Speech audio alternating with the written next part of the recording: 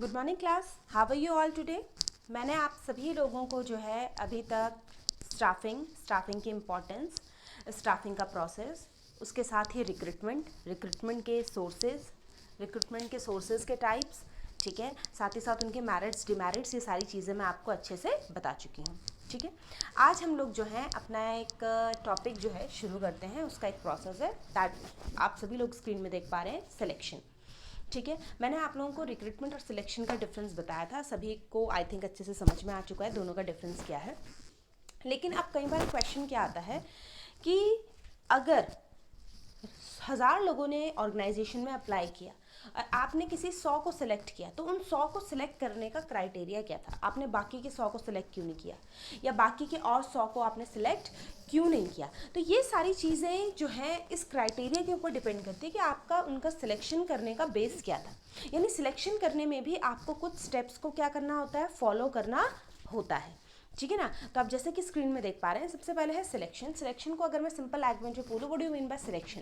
तो सिलेक्शन का मतलब होता है सिलेक्टिंग और choosing the most suitable candidate for a job. एक जॉब के लिए सबसे सूटेबल, सबसे बेस्ट पर्सनल को सिलेक्ट करना, that is known as selection.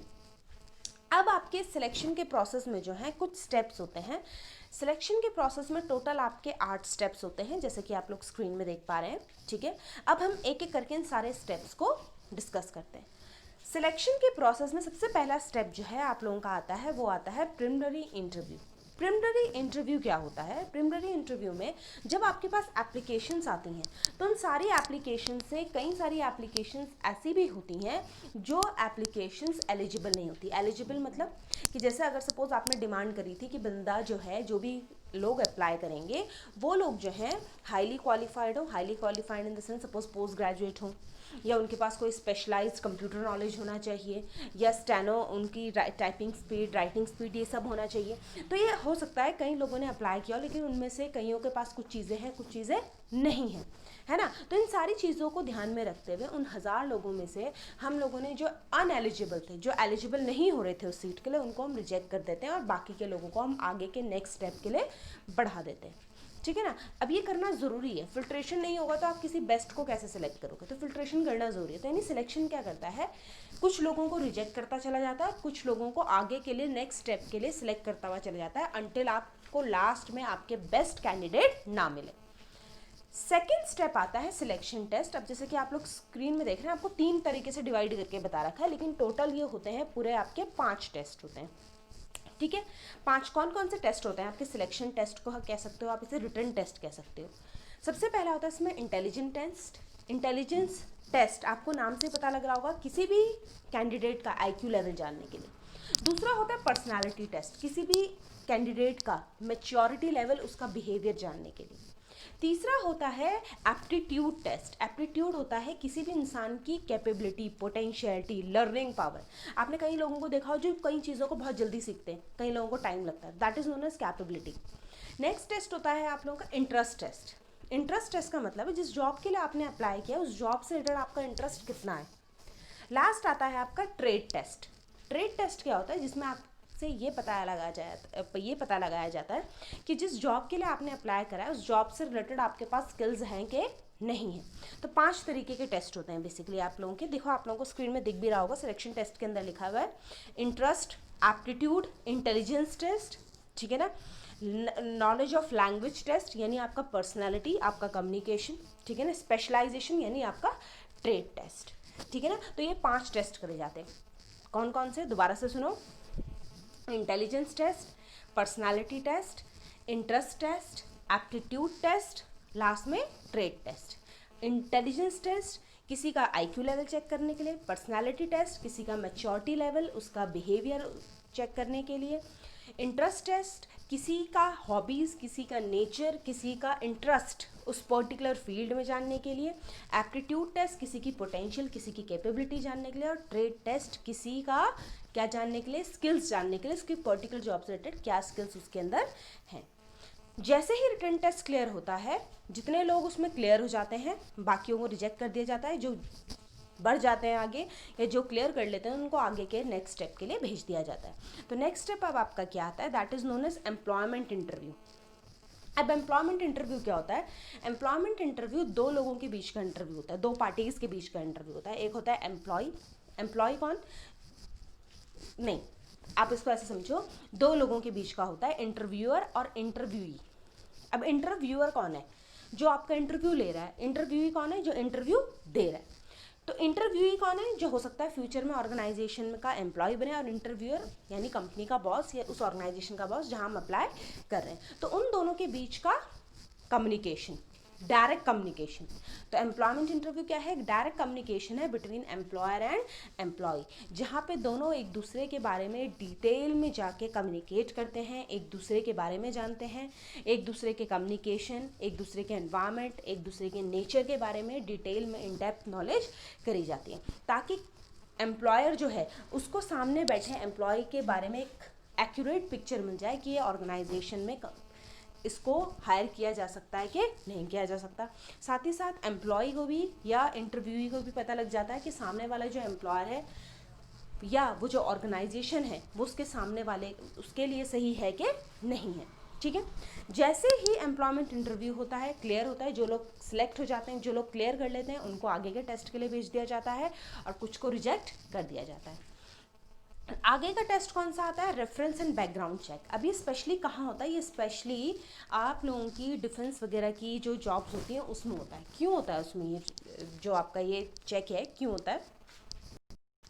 तो आपका जो रेफरेंस एंड बैकग्राउंड चेक जो ये आपका फोर्थ स्टेप है, ये किस लिए होता है? ये जानने के लिए होता है ताकि आपको जो एम्प्लॉय जो कैंडिडेट है उसके रेफरेंस, उसके बैकग्राउंड चेक्स के बारे में पता लगे। जैसे आप लोगों ने कई बार नोटिस किया होगा, कहीं के भी एप्लीकेशन फॉर्म वगैरह भरते हैं तो वहाँ पे आप लोगों से क्या मांगा जाता है? आपके रिलेटिव्स के डिटेल, आपके पुराने एम्प्लॉयर के डिटेल्स, जहाँ पहले काम कर चुके हैं, आपका कोई क्रिमिनल रिकॉर्ड तो नहीं है। ये सब क्यों चेक किया जाता है? ताकि अगर मैं आगे फ्यूचर में कोई भी प्रॉब्लम्स आने से कैंडिडेट की वजह से किसी भी तरीके से ऑर्गेनाइजेशन को कोई हार्म ना हो सके। तो आप लोगों ने नोटिस किया होगा ये सब डिफेंस वगैरह में ज़्यादा होता है। डिफेंस वगैरह में पुलिस वेरिफिकेशन वगैरह ज़्यादा होता है ताकि ये पता लग सके कोई क्रिमिनल रिकॉर्ड तो नहीं है ना। और प्राइवेट जॉब्स में भी ये काम होता है। क्यों होता है? इसलिए होता है ताकि ये पता लगा सके पुरानी जॉब क्यों छोड़ी, किस रीज़न की वजह से छोड़ी, कहीं कोई बैंकरप्सी तो नहीं करी है ना, कोई घोटाला तो नहीं किया। तो इन सारी चीज़ों को जानने के लिए रेफरेंस और बैकग्राउंड चेक करे जाते हैं। जब ये सारी चीज़ें सर्टिफाई हो जाती हैं उसके बाद बनता है आपका सिलेक्शन का डिसीजन कि किन को आपको सेलेक्ट करना है और किन को आपको रिजेक्ट करना है। इन सारी चीज़ों के बेस पे सिलेक्शन का डिसीजन बनता है। जिसकी सबसे ज़्यादा मेरिट पॉइंट्स होते हैं उसको सिलेक्ट किया जाता है। सिलेक्शन के बाद होता है आपका मेडिकल एग्जामिनेशन। मेडिकल एग्जामिनेशन क्यों करा जाता है? इसलिए करा जाता है ताकि पता लगाया जा सके कि सामने वाला जो कैंडिडेट है वो फिजिकली, मेंटली हर तरीके से फिट है आने वाली जॉब के लिए। क्योंकि कोई भी जो कैंडिडेट है उसका मेडिकली फिट होना बहुत ज़रूरी है किसी भी टास्क को करने के लिए। तो इसलिए मेडिकल एग्जामिनेशन किया जाता है जिसमें किसी भी MBBS डॉक्टर के थ्रू एक ये सर्टिफाई होता है कि सामने वाला जो कैंडिडेट है वो फिजिकली फिट है जॉब के लिए। उसके बाद होता है जॉब ऑफर। जैसे ही मेडिकल एग्जामिनेशन क्लियर होता है एम्प्लॉयर आपको जॉब ऑफर करेगा जिसमें वो आप लोगों की सारी चीज़ें आप लोगों को क्लियर करेगा, क्या आपकी जॉब है, क्या आपकी रिस्पॉन्सिबिलिटीज़ है, और वो आपको जॉब को ऑफर करेगा। लास्ट में होता है contract of employment. Contract of employment क्या होता है? एक ऐसा डॉक्यूमेंट होता है जिसमें जिस जॉब के लिए आपको हायर किया जा रहा है उससे रिलेटेड ड्यूटीज़, रिस्पॉन्सिबिलिटीज़, अथॉरिटी, पे स्केल, रूल्स, रेगुलेशंस, ये सारी चीज़ें होती हैं। और ये कॉन्ट्रैक्ट ऑफ एम्प्लॉयमेंट तभी वैलिड होता है जब कैंडिडेट उसको साइन कर दे, एम्प्लॉयर उसको साइन कर दे, तभी वो वैलिड होता है। अगर एक जना भी उसको रिजेक्ट कर दे तो फिर वो किस में नहीं आ सकता, एग्जिस्टेंस में नहीं आ सकता। तो यही है आपके सिलेक्शन का प्रोसेस। ठीक है, एक बार आप लोगों को दोबारा बता देती हूँ मैं। सिलेक्शन के प्रोसेस में आप लोगों के 8 स्टेप्स हैं। सबसे पहला स्टेप है इसमें प्रिलिमिनरी इंटरव्यू। प्रिलिमिनरी इंटरव्यू में क्या होता है? जैसे जितनी भी एप्लीकेशंस आती हैं उन सारी एप्लीकेशंस में से जो लीस्ट एलिजिबल हैं उनको क्या कर दिया जाता है? रिजेक्ट कर दिया जाता है, और बाकी के लोगों को आगे के स्टेप के लिए बढ़ा दिया जाता है। That is known as selection test, या जिसे हम रिटन टेस्ट भी कहते हैं। कितने तरीके के इसमें टेस्ट होते हैं? हमारे 5 तरीके के टेस्ट होते हैं। कौन कौन से? इंटेलिजेंस टेस्ट, IQ लेवल जानने के लिए, पर्सनैलिटी टेस्ट, मैच्योरिटी लेवल जानने के लिए, अंडरस्टैंडिंग जानने के लिए। तीसरा होता है इंटरेस्ट टेस्ट, सामने वाले का जॉब के रिलेटेड या जॉब के प्रति उसका नेचर जानने के लिए। ठीक है ना, साथ ही साथ एप्टीट्यूड टेस्ट होता है। एप्टीट्यूड टेस्ट का मतलब क्या होता है, किसी भी पर्सन की कैपेबिलिटी और उसकी पोटेंशियलिटी को जानने के लिए। लास्ट में होता है ट्रेड टेस्ट, पर्टिकुलर जॉब से रिलेटेड उसके स्किल्स और उसकी नॉलेज क्या है, that is known as trade test. जैसे ही टेस्ट क्लियर होते हैं, जो लोग क्लियर कर जाते हैं उनको नेक्स्ट लेवल के लिए बढ़ा दिया जाता है, बाकियों को रिजेक्ट कर दिया जाता है। इसके बाद आपका नेक्स्ट आता है एम्प्लॉयमेंट इंटरव्यू, जिसमें जो कैंडिडेट है और जो एम्प्लॉयर है उनके बीच का डायरेक्ट कन्वर्सेशन, जिसमें एम्प्लॉयर जो है डिटेल में किसी भी कैंडिडेट के बारे में जानता है, डायरेक्टली एक दूसरे से डायरेक्ट कम्युनिकेशन होता है और ये जाना जाता है कि सामने वाला कैंडिडेट इस जॉब के लिए फिट है कि नहीं है। साथ ही साथ कैंडिडेट को भी मौका मिलता है कि वो कई सारी चीज़ें ऑर्गेनाइजेशन के बारे में जान सकें। जैसे ही स्टेप क्लियर होता है, जो लोग क्लियर करते हैं वो नेक्स्ट स्टेप के लिए चले जाते हैं, बाकी क्या हो जाते हैं, reject. Reference and background checks, जहाँ पे आपसे आपकी एडिशनल इन्फॉर्मेशन मांगी जाती है, आपके रिलेटिव्स के बारे में, आपके फ्रेंड्स के बारे में, आपकी प्रीवियस जॉब के बारे में, आपके किसी रिकॉर्ड के बारे में, पुलिस वेरिफिकेशंस होते हैं, क्रिमिनल रिकॉर्ड्स वगैरह आपके हैं ऐसे अगर कुछ भी, तो उन सारी चीज़ों के बारे में नॉलेज ली जाती है। जैसे ही स्टेप क्लियर होता है, फिर होता है आपका सिलेक्शन का डिसीजन। इन सारे जितने भी प्रीवियस पॉइंट्स थे, प्रीवियस स्टेप्स थे, इनके बेस पे एक मेरिट तैयार करी जाती है, जिनकी सबसे ज़्यादा हाई मेरिट रहती है उनको सिलेक्ट किया जाता है, ठीक है ना। मेडिकल एग्जामिनेशन, मेडिकल एग्जामिनेशन आपको ये बताता है कि सामने वाला जो कैंडिडेट है वो मेडिकली, फिजिकली, मेंटली फिट है जॉब के लिए के नहीं है। तो कोई भी एमबीबीएस डॉक्टर उसको सर्टिफाई कर सकता है after examining proper examination of the candidate. Next है जॉब ऑफर।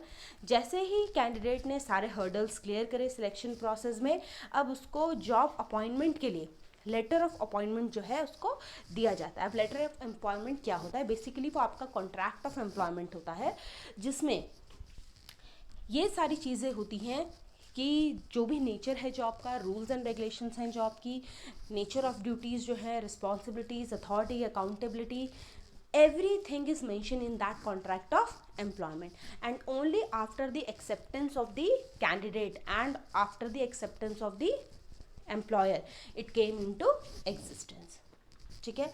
होपफुली सभी को ये सिलेक्शन का प्रोसेस अच्छे से समझ में आया होगा। अब मैं आप लोगों को ज़रा कुछ इससे रिलेटेड कुछ केस स्टडी समझाती हूँ। अब आप सभी लोग जैसा कि स्क्रीन में देख रहे हैं, यहाँ पे 2 केस स्टडीज़ है, देखिए। Alpha Enterprises is a company manufacturing water geysers. The company has a functional structure with 4 main functions: production, marketing, finance, human. As the demand for the product grew, the company decided to hire more employees. Identify the concept which help human resource manager in deciding actual number of person required in each department. Alpha Enterprises है जिसमें 4 major functions हैं: production, marketing, finance, human, ठीक है। जैसे ही product की demand बढ़ी, company को लोग और एम्प्लॉयज़ को हायर करने की ज़रूरत पड़ी। तो ह्यूमन रिसोर्स, अब ये आपसे पूछा जा रहा है कि ह्यूमन रिसोर्स मैनेजर जो है ऐसा कौन सा काम करेगा जिससे उसे वो ये डिसाइड करेगा कि हर एक डिपार्टमेंट में कितने लोगों की ज़रूरत है। तो हर एक डिपार्टमेंट में यानी हर एक एक्टिविटी को करने के लिए कितने कितने लोगों की ज़रूरत है। तो वो कौन सा कॉन्सेप्ट होता है आपका, वर्कलोड एनालिसिस, कि एक एक्टिविटी को करने के लिए आपको कितने नंबर ऑफ एम्प्लॉयज़ की ज़रूरत है। Next step, Bhagwati Enterprises is a company engaged in the marketing of air conditioners of a famous brand. The company has a functional structure: purchase, sale, finance, staffing. As the demand product grew, the company decided to recruit more employees. Identify the concept which will help human resource manager to find out the number and the type of personnel available so that he could decide and recruit the required number of persons for each department. अब यहाँ पे human resource manager को ये find out करना है कि कितने लोगों की ज़रूरत है ऑर्गेनाइजेशन में, दैट इज़ नोन एज, ताकि वो अपने इस प्रोडक्ट की डिमांड को मीट कर सकें। तो उसे हम कहते हैं वर्कफोर्स। जहाँ नंबर ऑफ एम्प्लॉयज़ की बात होगी in totality, that is known as workforce analysis. पूरे काम को करने के लिए कितने लोगों की ज़रूरत है, तो वो कहलाएगा वर्कफोर्स एनालिसिस। जब आपको ये कहा जाएगा इस पर्टिकुलर एक्टिविटी को करने के लिए, हर एक पर्टिकुलर एक्टिविटी को करने के लिए कितने कितने लोगों की ज़रूरत है, then it is known as workload analysis, कि एक डिपार्टमेंट में कितना लोड है, ठीक है। नेक्स्ट अब आप लोग स्क्रीन में देख पा रहे हैं case study 6.3. Mr. Murthy is the human resource manager, Jai Hind Hospital in Vellore. He has appoint nurses for the hospital, since patients in the hospital are of different types. He wants to find out the candidate's maturity, emotions in dealing with the patience. He also want to know about the candidate's ability to make decision. Explain two types of tests that Mr. Murthy can use to meet his requirement. पहला अब देखो उसे किस तरह के nurse को उसे higher करना है. पहला उन्होंने बोला he has to appoint nurses for the hospital. Since patients in the hospital are of different types he wants to find out the candidates maturity. तो किसी भी की भी मैच्योरिटी किससे पता लगती है? पर्सनैलिटी टेस्ट से. ठीक है. दूसरा he also wants to know about candidates ability. और किसी की भी एबिलिटी, कैपेबिलिटी, पोटेंशियल किससे पता लगती है? आपके एप्टीट्यूड टेस्ट से. ठीक है ना. साथ ही साथ आपके और के कौन से टेस्ट आ सकते हैं? किसी की भी maturity, emotions in dealing with the patients, personality हो गई, इंटेलिजेंस लेवल हो गया उसका. ठीक है ना. तो ये दो तरह के टेस्ट उससे क्या करना, आपको कोई भी दो टेस्ट है वो आपने यहाँ पे शो कर दिए. होपफुली सभी को ये जो आपका टॉपिक था सिलेक्शन प्रोसेस अच्छे से समझ में आया होगा. ठीक है.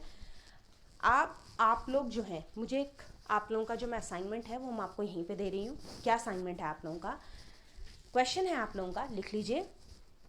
Why selection is considered as a negative process?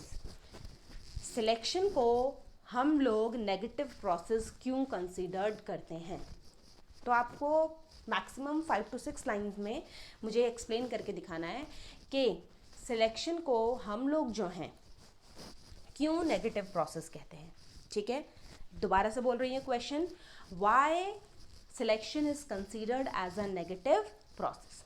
Second question है, what are the different types of test?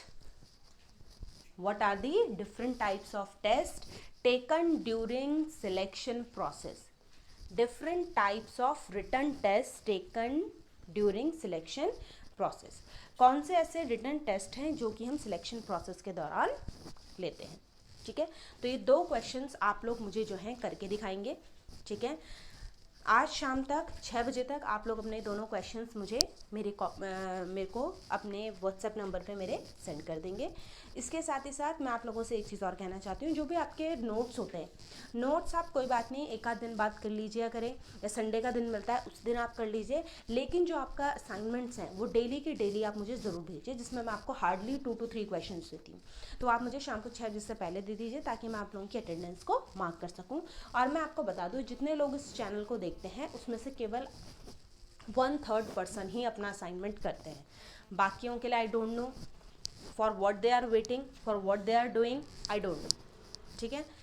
But again it's a request, please अपने असाइनमेंट सबमिट कीजिए, अपनी अटेंडेंस मार्क करवाइए, because it's very important for you all.